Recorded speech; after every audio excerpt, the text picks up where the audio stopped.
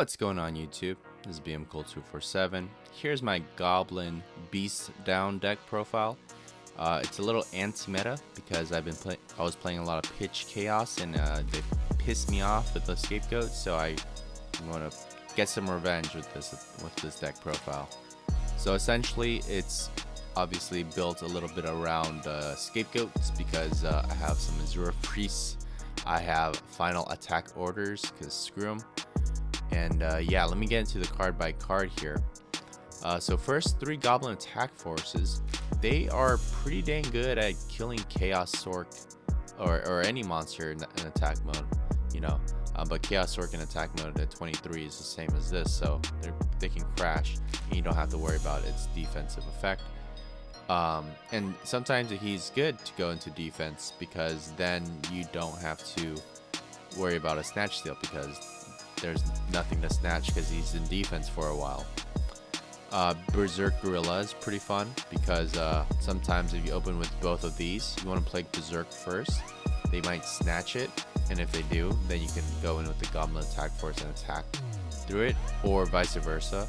You can attack with Goblin attack force first and save your Berserk, and then, you know, whatever the scenario calls for.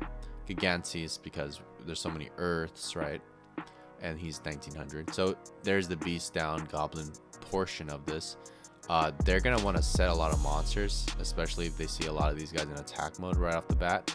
So Mystic Swordsman, again, pitch chaos has like Moth set down, Night Assailant. So you're gonna want to Mystic Sword their ass. Blade Knight is a stronger Mystic Swordsman when you have no other monsters on the field. So this is useful to search via Rhoda in case you need something to take a hit, in addition to giving a hit. Azure Priest is awesome because if you MST, Heavy Storm, Giant Trunade, their back row, and it's a Scapegoat, and they use the Scapegoat, if you have Big Bang Shot in your hand, that's game over because that's 2100 times 4, and people already know that.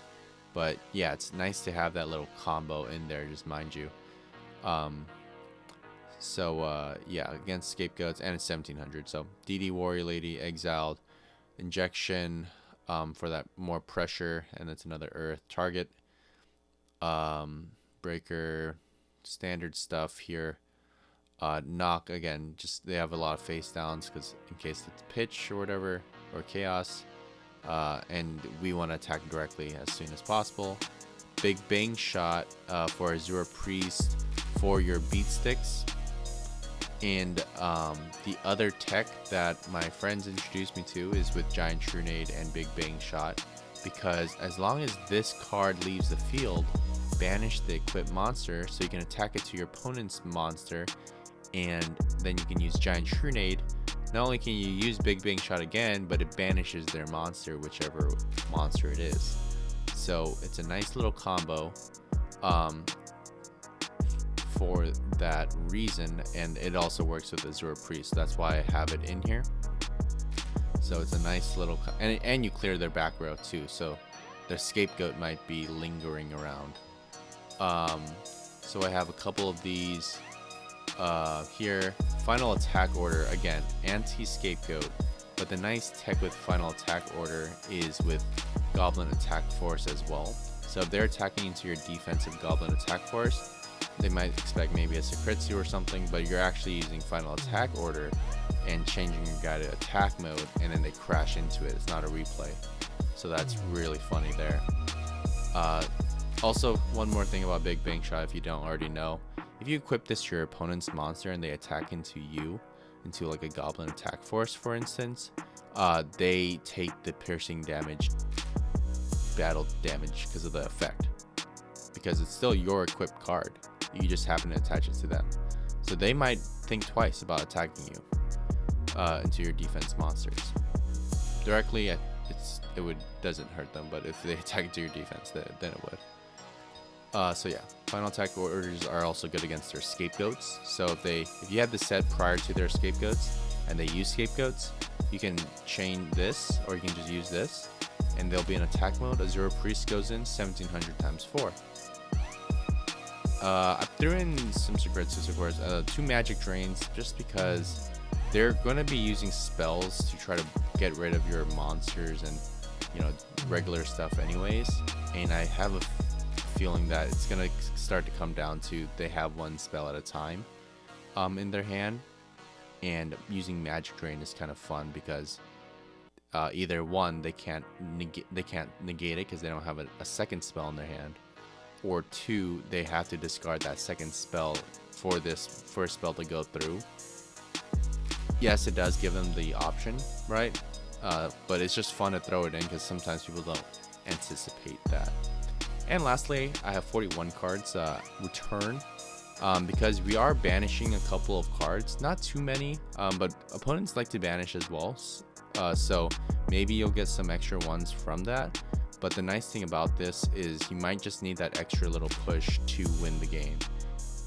So I can definitely take this out, but I just threw that in there as just like an option, right? I don't need to be strictly 40 cards. I want that option in case.